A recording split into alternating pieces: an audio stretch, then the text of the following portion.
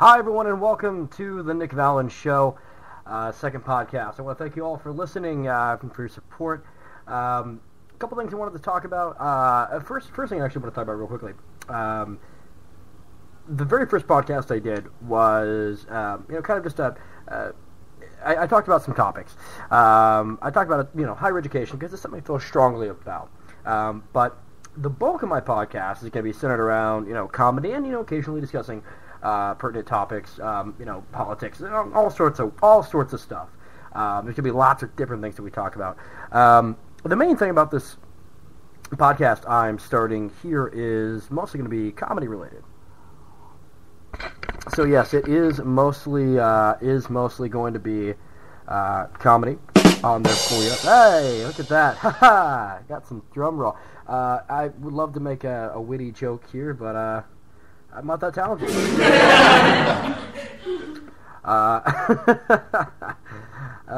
Let's just do that again. I think that's the most just self-fulfilling thing in the world, to know that I can say something that I think is probably not that funny and then automatically go, hey, did you hear the one about the two Jews? Nothing there. Nothing funny about that. So let's talk about comedy for a second. I was at my mom's house, and we were watching America's Got Talent together, which I haven't been watching recently. And there was a comic on there named Drew Lynch.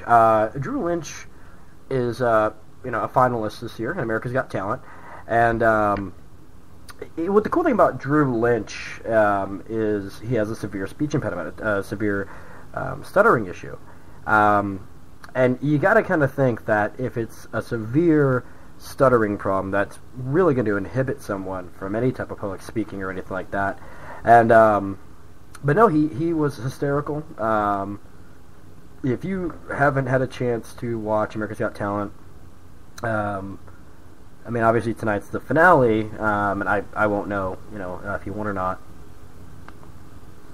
But Drew Lynch is a phenomenal young comedian with a severe stuttering problem, but he's hysterical. He had a joke where he through his stutter, which I'll be honest, if I was a girl, I would find that adorable. Drew, if by any circumstance you hear this, dude, Drew, you're awesome. And if I was a girl, oh my god, I'd be such a fangirl. No, he made a joke about how his girlfriend had basically taken up 3 jobs to allow him the opportunity to basically help support him on his journey of becoming a stand-up comic and bringing laughter to the world. And Nick Cannon asked Drew, he said, well, what are you going to do if you win $1 million? And without skipping a beat, he says, well, hey, my girlfriend is taking 3 jobs, and if I win this $1 million, I'll let her go back to 2. Fucking brilliant. Oh, Drew Lynch, you are truly in the world of comedy an inspiration, genuinely funny.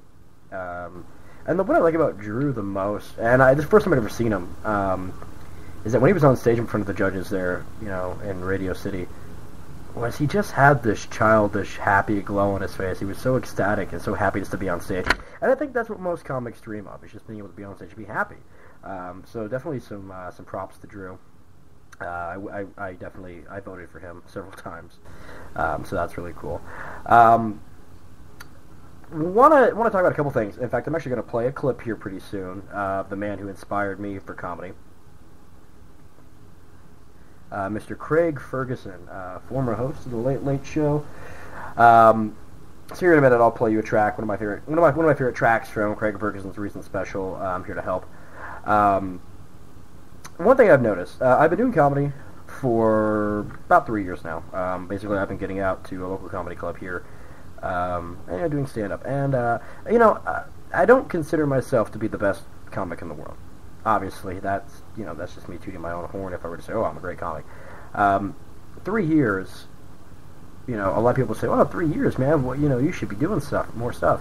But people, I don't think, realize that comedy is, I think there's a common misconception in the world of comedy that you get up on stage, you crack some jokes, people laugh, and somebody says, you got talent, kid, and then you're traveling. It's a job. And I'm going to be the first to say, I love comedy. I love making people laugh, but I'm not doing my hardest at really getting out there and doing it. Now, I know that if I applied myself, there's absolutely no reason why I couldn't be on a show like America's Got Talent or Last Comic Standing. I'll be honest. There's a lot of variables, personal variables that have me afraid of it. I'll be honest. I'm afraid. I'm afraid of. I'm not necessarily afraid of failing because I know I'm not afraid of failure or rejection. I've failed in the past numerous times. I've been rejected. I've been rejected by women a lot. Well, yeah, I've been rejected by women. Well, not really rejected by women. I've had 3 ex-girlfriends. I don't even know if they would qualify as girlfriends. More like Satan just shat out 3 women in my life and said, "Here, go fuck with this kid."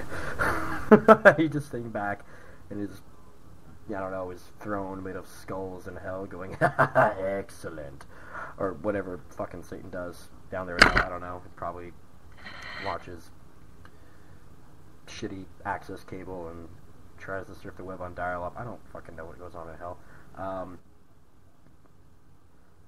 But yeah, I mean, that's not what I'm afraid of. I'm afraid of just because I have responsibilities, and that's the only thing that's really holding me back. And I think that eventually, here in the near future, and let me say this, yes, I'm afraid of going for it, and I'm not afraid of going for it and failing. I'm afraid of going for it, failing, and then not being able to get back on my feet afterwards, because I have financial responsibilities, and I do know that in the long run, it would pay off, and I'd be able to take care of myself, and I'd be able to live comfortably. But this podcast is actually a step forward for me, I believe. This podcast, I believe, is a way for me to,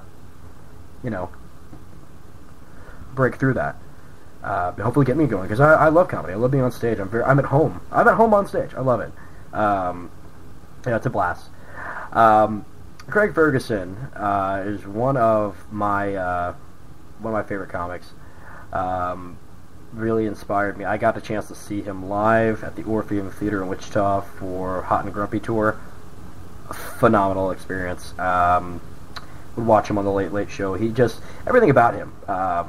He's got this muddy, dirty, suggestive humor that I really love.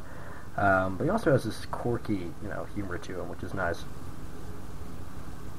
And he's really, him and Jerry Lewis are kind of what got me into comedy. I love the goofiness. I love the voices, and I love doing character voices and stuff. And I don't know who this one is. This is an old lady. Okay, this is an old lady who's been smoking for 45 years. I used to prank call people with this voice. I remember one time I called. This is actually a really funny story. So I called. I worked at McDonald's in high school. Glorious! I don't know why I chose the word glorious there. I'll fuck it. It was a glorious experience for me. And then I quit for a different job at a high school. I remember one night I was at home. I went to my mom and I said, "Hey, Mom, when you were a kid, did you ever prank call people?" She goes, "Oh, shit, all the fucking time." I'm like, would you help me prank call someone?" She goes, "Yeah, sure." She's such a supportive mother. Thank you, Mom. Love you. And she's like, "Well, who do you want to prank call?" And I was like, "I want to prank call those fuckers at McDonald's." So I did. It's like 9 o'clock at night. So I'm sitting at the computer desk with my mom, and we put the phone on speakerphone, and we dial McDonald's, my McDonald's I worked at, and I called them, and I used this voice. sorry, I gotta get into character. I used this voice, and I called them, and they were like, "Thank you for calling McDonald's," and I was like, "Yes, I was just wondering, would I be able to smoke in your restaurant?" Holy shit, doing that voice is difficult. and they were like, "I'm sorry?" "Yes, can I please smoke? I'm going to be in tomorrow morning before I have to go to bingo, and I just wanted to know if I could come in, enjoy my egg McMuffin, and smoke a cigarette in your building." And I guess the kid I spoke was like, I don't know, let me ask your manager." "Okay, I'll hold on." So So the manager gets on there, and I ask the same question. Hi, yes. My name is Ruth Rosenblatt. I've got a bingo game tomorrow with all my girlfriends, and we're going to be coming into your fine dining establishment to enjoy some breakfast before we go and play bingo. And we just want to know if we'd be able to smoke inside the restaurant. And they were like, no, ma'am, no, you can't smoke in here. You know, we're sorry. I'm like, what do you mean we can't smoke in your restaurant? And I can't remember where the conversation went after that, but basically, shortly after that, there was a slight argument about how she was explaining to me how, you know, I can't because of the other patrons in the restaurant. And eventually, I went off on her as Miss Rosenblatt. I remember saying some weird, possibly anti-Semitic, gentle anti-Semitic shit. Nothing serious. I mean, I'm not anti-Semitic.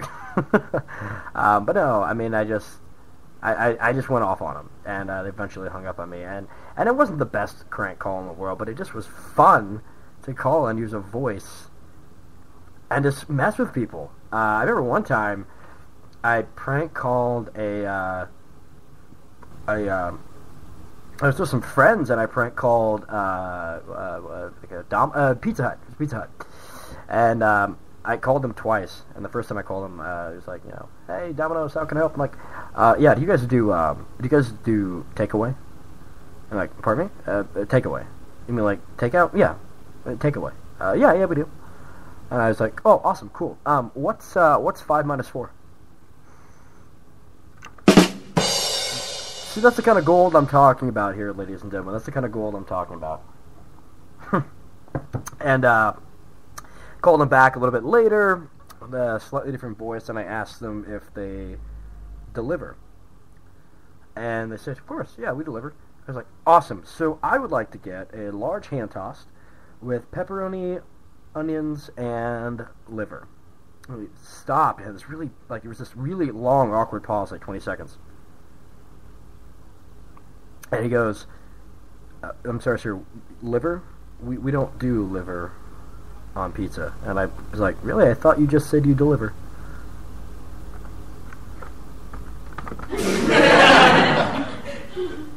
I'm a fucking comic genius, ladies and gentlemen. But, just, silly, goofy things like that I enjoy doing. I think that's fun stuff. I mean, I don't know, I was immature, and I thought that was funny. But, yeah, lots of things that I'm working on when it comes to comedy, so I am working on that, some topics of discussion and all that.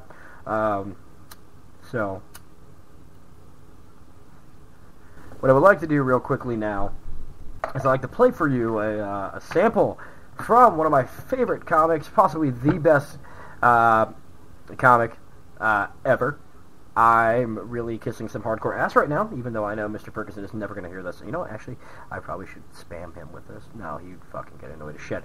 Ladies and gentlemen, I'm going to be playing some Craig Ferguson, so please enjoy as we listen to, and this is one of my favorite pieces of comedy from Craig Ferguson, so please enjoy Craig Ferguson talking about transgender community and Canadians.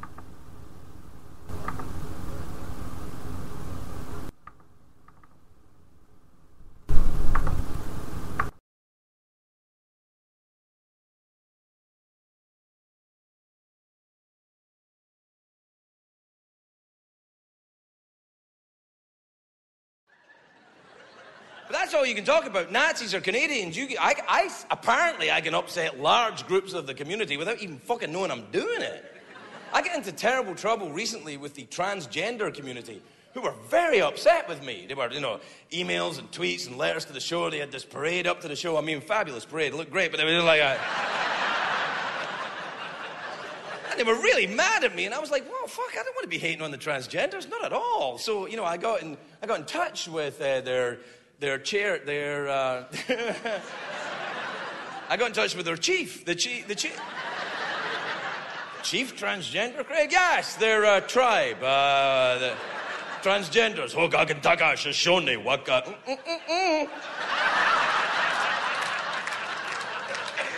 No, I got in touch with a prominent member of the... No, see, that's not a good way of saying it either.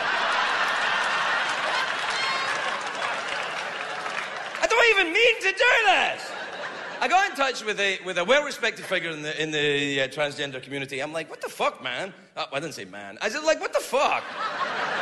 Like, I don't want to be hating on you. Why are you guys so mad at me? You got me wrong. I'm not hating on you. What happened? He said, well, you do these sketches on your show. You did this sketch on your show. I went, I know, they're shit. You're overreacting. He's like, no. In one of the sketches, you wore a dress, and it was very disrespectful. I'm like, oh, fuck, that's it? Well, you should know I've been disrespecting you at home as well.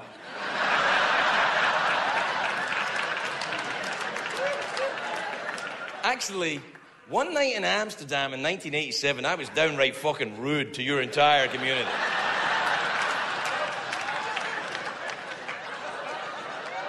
Good time. But I don't want to be hating on transgenders. I really don't. If you're a transgender person and you're here tonight, first of all, you look great. And secondly, good choice in D.C. Yes. Who's to know? Hey, I never said a fucking thing. You thought I didn't say shit. No, I don't want to be hating on transgender, so I don't want to... transgender, by the way, if you don't know what a transgender is, first of all, what? A transgender is someone who believes they're trapped in the wrong physical body. A man trapped in a woman's body, a woman trapped in a man's body. And that's a tough place to be. I don't want to be hating on someone who's in that position. I sympathize with that. I empathize with that. I look at my own naked body in a mirror. I'm like, look at me. I'm a man trapped in the body of a middle-aged woman. Look at me. I'm not even a hot middle-aged woman. I'm like an out-of-shape Delta flight attendant. Look at my saggy little tits and my flat ass. On the upside, though, I do seem to have an enormous clitoris.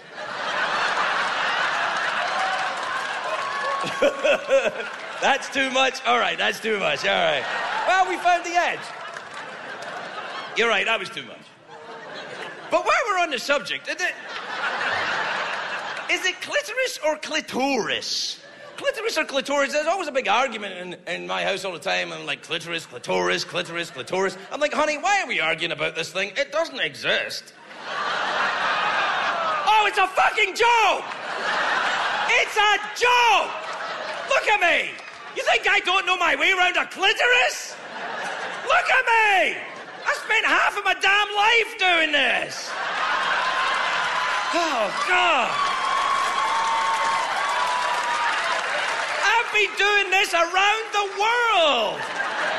Counterclockwise for American girls, clockwise for Australian girls. I can do the clitoris. I can do your clitoris from here. Look, this is me doing it. You feel that? That's me.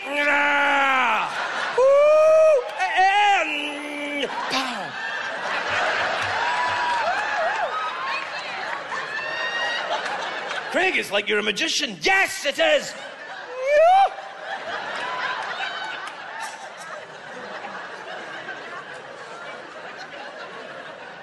They do. If you see any movie about ancient Rome, they always talk in British accents like, Caesar, a messenger. Oh, lovely, bring it over. I'm just having tea.